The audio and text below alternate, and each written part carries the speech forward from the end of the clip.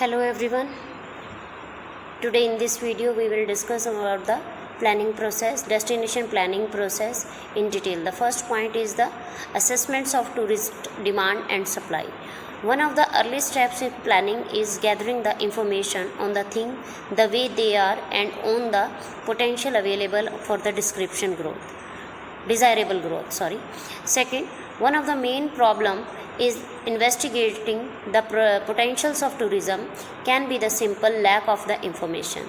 Third, recording of information and the development of the stats, it is therefore of utmost important. And the fourth, the important essential step is evaluating the potentials of tourism for tourism development lives in determining the present status. And the last, the analysis of the present structures of demand and supply in tourism is a proditional of any other estimate. In the first point we have discussed about these points. The first is assessment of the tourist demands and supply. जब भी हमने planning करनी है तो मैंने आपको last videos में भी बताया था कि सबसे पहले हमें टूरिस्ट की डिमांड और सप्लाई के बारे में पता होना चाहिए. जैसे कि आपको मैंने लास्ट वीडियो में एग्जांपल दिया था मनाली का. मनाली हमारा एक डेस्टिनेशन है जिसके लिए हमें टूरिस्ट की डिमांड और सप्लाई देखनी है. क्या हमारे उस डेस्टिनेशन के लिए डिमांड है मार्केट में? अगर मार्केट में डिमांड है तो हमें कितनी सप्लाई चाहिए, हमने प्रोवाइड कहाँ से करनी है, हमारे सोर्स क्या होंगे उस प्रोडक्ट के लिए. So first in step this gathering the information on the things the way they are to be potential available for the desirable growth.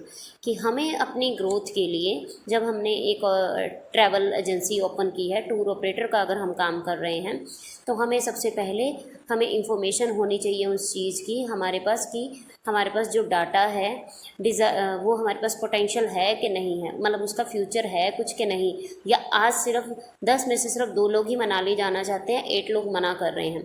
हमारा डिमांड तभी प्रोडक्ट तभी हमारा अच्छा सेल होगा जब हमारी डिमांड ज़्यादा होगी. So, one of the main problem in investigating the potential of tourism can be the simple lack of information.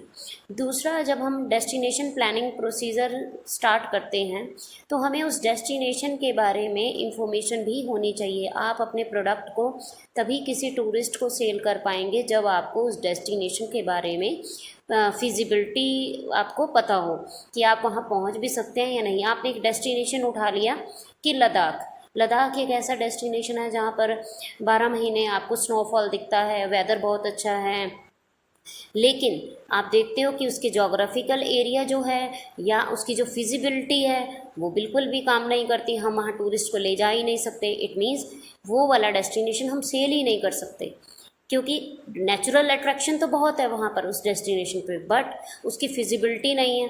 दूसरा, जोग्राफिकल लिमिटेशंस हैं हमारे पास. हमें जब भी कोई अपना प्रोडक्ट को जब भी हमने कोई प्लानिंग करनी है किसी डेस्टिनेशन के लिए, सो पहले हमें उसके बारे में इन्वेस्टिगेट करना होगा, उसके पास प्रॉपर इंफॉर्मेशन होनी चाहिए. अगर हमारे पास प्रॉपर इंफॉर्मेशन नहीं होगी तो हमारी प्रोडक्ट में इन्वेस्टिगेशन प्रॉपर नहीं हो पाएगा और उसका हमें कहीं ना कहीं खामियाजा भरना पड़ेगा.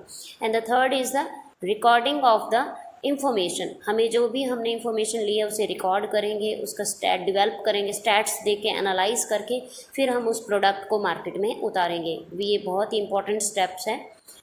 Next, the important essential step is evaluating the potential of tourism development.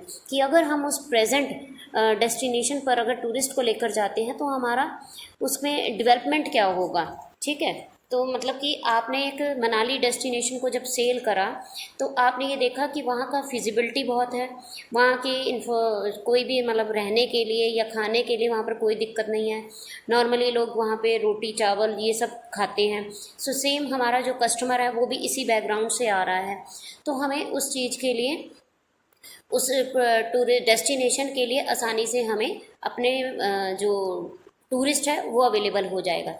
लेकिन अगर हमारा रीज़न कुछ ऐसा है कि जहाँ पर हमारा जो टूरिस्ट है जो वो जा रहा है खाना रोटी और जो राइस है जो उसका स्टेपल फूड है वो उसकी डिमांड करता है, बट वहाँ पर हमें नॉन वेज मिलता है, तो इस वजह से जैसे कि आपके उस टूरिस्ट पर टूरिस्ट कम हो जाएंगे, क्योंकि उनको जब उनको रहने के लिए या प्लस खाने के लिए जब उनकी डिज़ायरेबल चीज़ें नहीं मिलेंगी तो लोग उस जगह पर जाना नहीं पसंद करेंगे।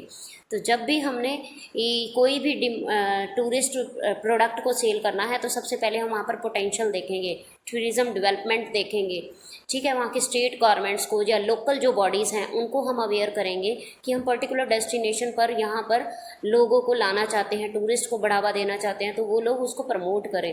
And the next is last the analysis of the present structure of demand and supply in the tourism is a pro conditioner of any other estimates। Last में कि हमें उस जगह के बारे में, वहाँ की डेस्टिनेशन की डिमांड होनी चाहिए लोगों के बारे में, लोगों को, ताकि हम उसके लिए अपना टूरिस्ट ले जा सकें और वहाँ के प्रोडक्ट को हम सेल कर सकें। These are the some points in the first points of the assessments of tourist demand and supply in the destination planning process. So please like, share and subscribe our channel RPIIT Academy.